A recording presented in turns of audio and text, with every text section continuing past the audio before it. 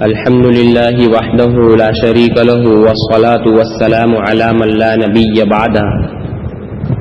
قرآن کریم کو رمضان المبارک سے خاص نسبت ہے۔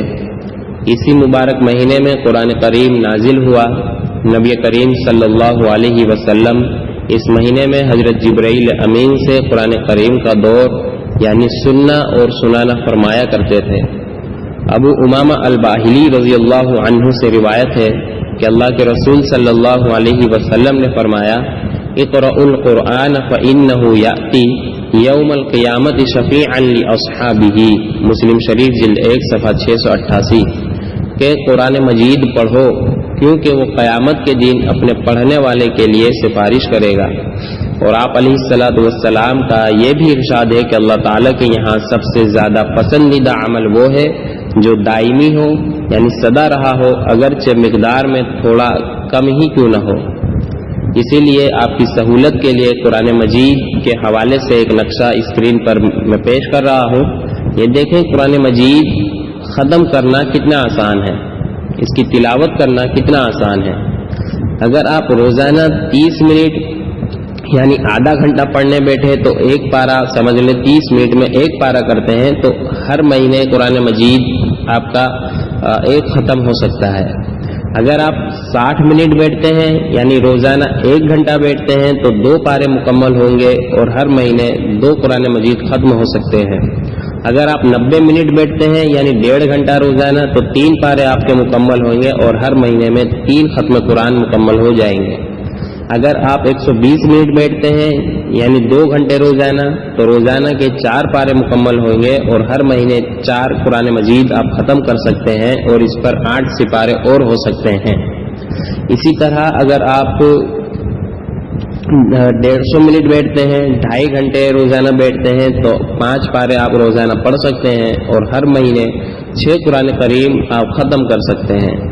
اور بھی اگر مستقل مزاجی سے تلاوت کی جائے تو اس سے بھی زیادہ ہم قرآن مجید ختم کر سکتے ہیں۔ اللہ تعالی ہمیں قرآن مجید کی کثرت سے تلاوت کرنے کی توفیق عطا فرمائے۔ صدقے کے متعلق کچھ باتیں سمجھ لیں۔ صدقہ کے بے شمار فضائل ہیں۔ صدقہ اللہ تعالیٰ کے غضب کو ٹھنڈا کرتا ہے، بری موت کو ٹال دیتا ہے، رزق میں اور عمر میں برکت ہوتی ہے۔ اور صدقات کی 3 اقسام ہیں، نمبر 1 فرض، نمبر 2 واجب، نمبر 3 نفل۔ فرض صدقے سے مراد زکوٰۃ ہے اور صدقات واجبات سے مراد وہ صدقات ہیں جن کو شریعت نے مقرر کیا ہو یا کوئی بندہ خود پر لازم کر لے، مثلا زبان سے منت مانگ لے۔ اور نفلی صدقہ وہ ہوتا ہے جو بندہ ویسے ہی دیتا ہے، شریعت کی طرف سے مقرر کردہ صدقہ نہیں ہوتا اور نہ ہی بندہ اسے اپنے اوپر لازم کرتا ہے۔ اور نفلی صدقے کا حکم یہ ہے کہ اسے کوئی بھی کھا سکتا ہے۔ نفلی صدقے کسی کو بھی دیے جا سکتے ہیں، اس میں امیر اور غریب کا کوئی فرق نہیں ہوتا، لیکن فضیلت اسی میں ہے کہ غریبوں کو دیا جائے۔ اور صدقہ واجبہ صرف ان لوگوں کو دیا جا سکتا ہے جن کو زکوٰۃ دی جا سکتی ہے، اور زکوٰۃ کس کو دینا ہے کس کو نہیں دینا اس کی تفصیل میں اپنے اس سے پہلے کی آڈیو میں بتا چکا ہوں۔ اسی طرح صدقۃ الفطر ہے، تو یہ صدقہ فطر جو ہے یہ واجب صدقات میں سے ہے۔ اور یہ کس پر واجب ہے؟ جس مرد یا عورت کی ملکیت میں 7.5 تولہ سونا یا 52.5 تولہ چاندی یا نقدی مال یا تجارت کا سامان یا ضرورت سے زائد سامان میں سے کوئی ایک چیز یا ان 5 چیزوں کو ملا کر یا کچھ چیزوں کو ملا کر 52.5 تولہ چاندی کی قیمت کے برابر ہو تو ایسے مرد اور عورت پر صدقۃ الفطر ادا کرنا واجب ہے۔ اور یاد رہے کہ وہ چیزیں جو ضرورت و حاجات کی نہ ہو بلکہ محض دکھاوے کے لیے ہو، سجاوٹ کے لیے ہو، گھروں میں رکھی ہوئی ہو اور سارا سال استعمال میں نہ آتی ہو تو وہ بھی نصاب میں شامل ہوگی۔ یعنی جب ہم اپنے ساری چیزوں کو ملائیں گے اور دیکھیں گے کہ 52.5 تولے چاندی کی قیمت کے برابر پہنچ رہی ہے یا نہیں تو اس میں ان چیزوں کو بھی ملایا جائے گا جو ہمارے گھروں میں سجاوٹ کے لیے ہوتی ہے اور سارا سال استعمال میں نہیں آتی۔ اور صدقے فطر کی جو ادائیگی کا اصل وقت ہے یہ عید الفطر کے دن نماز عید سے پہلے ہے۔ البتہ رمضان کے اخیر میں بھی کسی بھی وقت ادا کیا جا سکتا ہے، اور بہتر یہی ہے کہ رمضان میں ہی ادا کیا جائے تاکہ فقراء اور مساکین اپنی حاجات و ضروریات پوری کر سکے۔ حضرت عبداللہ بن عباس رضی اللہ عنہ فرماتے ہیں مصنف ابن ابی شیبہ جلد 3 صفحہ 5 پر کہ سنت یہ ہے کہ آپ صدقہ فطر عید کی نماز سے پہلے ادا کریں، اور یہ بھی سنت ہے کہ عید کی نماز میں جانے سے پہلے کچھ کھا لیں، یعنی جب ہم نماز کے لیے جا رہے ہیں تو کچھ کھا کر جانا چاہیے عید کی نماز کے لیے، یہ سنت طریقہ ہے۔ اور احادیث میں صدقہ فطر وزن کے اعتبار سے 4 قسم کی چیزوں سے ادا کرنے کا ہمیں ذکر ملتا ہے۔ نمبر 1 کشمش، نمبر 2 کھجور، نمبر 3 جو، نمبر 4 گندم۔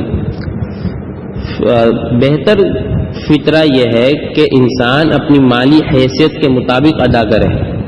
اگر کشمش سے ادا کرنے کی حیثیت ہے تو کشمش سے کرے، اس سے نہ ہو تو کھجور سے کرے، اور اخیر میں گندم سے کرے، یعنی جتنی اللہ تعالیٰ نے استطاعت دی ہو اسی کے مطابق فطرہ ادا کرنا چاہیے۔ صرف گندم کو معیار بنا لینا یا معیار سمجھ لینا یہ غلط ہے۔ اور صدقہ فطر کھجور، کشمش یا جو کی صورت میں دیا جائے تو 1 سا کی مقدار دینا چاہیے، اور اگر گندم کی صورت میں ہم دے رہے ہیں تو نصف سا کی مقدار میں دینا چاہیے۔ 1 سا کی مقدار 3.5 کلو ہوتی ہے اور نصف سا کی مقدار 1.25 کلو ہوتی ہے۔ یہ تو صدقے کی اصولی بات ہو گئی صدقہ فطر کی۔ اب اس کے چند مسائل سماعت فرما لیں۔ اگر عورت صاحب نصاب ہو تو اس پر بھی صدقہ فطر واجب ہے، مگر عورت پر کسی اور کی طرف سے فطرہ نکالنا ضروری نہیں، نہ بچوں کی طرف سے، نہ ماں کی طرف سے، نہ باپ کی طرف سے، نہ شوہر کی طرف سے۔ اسی طرح مردوں پر جس طرح اپنی طرف سے صدقہ فطر دینا ضروری ہے، اسی طرح نابالغ اولاد کی طرف سے بھی صدقہ فطر ادا کرنا ضروری ہے، لیکن والدین، بالغ اولاد اور بیوی کی طرف سے دینا واجب نہیں ہے۔ اسی طرح بہن، بھائیوں اور دیگر رشتہ داروں کی طرف سے بھی ادا کرنا واجب نہیں ہے، اگرچہ وہ اس کی عیالداری میں ہی کیوں نہ رہتے ہو۔ اسی طرح اگر بالغ لڑکا یا لڑکی مجنون ہو تو اس کی طرف سے اس کے والد صدقہ فطر ادا کریں گے۔ اسی طرح اگر گندم کے علاوہ کوئی اور غلہ، باجرہ، چاول وغیرہ دیا جائے تو اس میں گندم کی قیمت کا اعتبار ہوگا، یعنی جس قدر 2.25 کلو گندم کی قیمت ہو اتنی رقم کا غلہ دیا جائے گا۔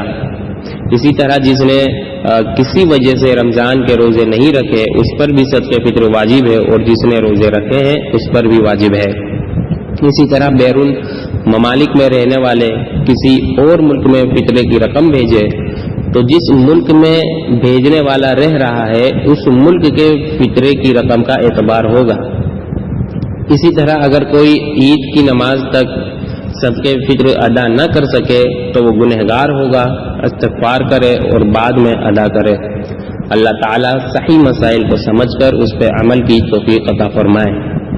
نکاح کی مبارکباد دینے کا طریقہ: بارک اللہ لک و بارک علیک وجمع بینکما فی خیر، سنن ترمذی جلد 1 صفحہ 434۔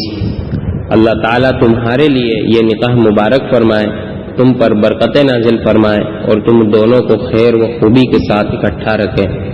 جب ہم کسی کے نکاح میں جائیں اور اس کو نکاح کی مبارکباد دیں تو یہ دعا دینی چاہیے۔ قرآن مجید کی آیات سماعت فرما لے۔ سورہ ناس کی مکمل آیات۔ بسم اللہ الرحمن الرحیم، شروع اللہ کے نام سے جو بہت مہربان نہایت رحم والا ہے۔ قل اعوذ برب الناس ملک الناس الہ الناس من شر الوسواس الخناس الذي يوسوس في صدور الناس من الجنة والناس۔ صدق اللہ العظیم۔ ان آیات میں اللہ رب العزت نے ارشاد فرمایا، کہہ دیجئے کہ میں پناہ لیتا ہوں سب لوگوں کے پروردگار کی، سب لوگوں کے بادشاہ کی، سب لوگوں کے معبود کی اس وسوسے ڈالنے والے کے شر سے جو پیچھے کو چھوٹ جاتا ہے، جو لوگوں کے دلوں میں وسوسے ڈالتا ہے، خواہ وہ جنات میں سے ہو یا انسانوں میں سے ہو۔